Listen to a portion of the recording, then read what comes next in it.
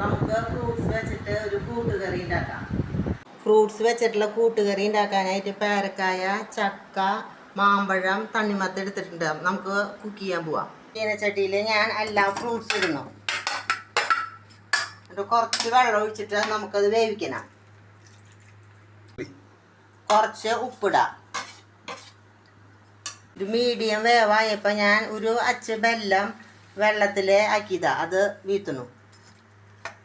അതിലേക്ക് 1/4 സ്പൂൺ മഞ്ഞൾപ്പൊടി, 1 സ്പൂൺ മുളക് പൊടി, 1 സ്പൂൺ കോൽപ്പുളിയുടെ വെള്ളം വീത്താം.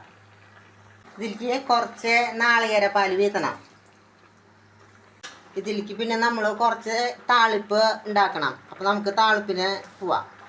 താളിപ്പിന് ഞാൻ 1 സ്പൂൺ നെയ്യ് വീത്തിൻ്റെ അതിൽ കുറച്ച് കടുകിടാം, 2 വറ്റൽമുളകും വേപ്പിലയും. ഈ താളിപ്പ് ഞാൻ ഇതിലിടാൻ പോവാം. ഫ്രൂട്ട്സ് വെച്ചിട്ടുള്ള കൂട്ടുകറി റെഡിയായി.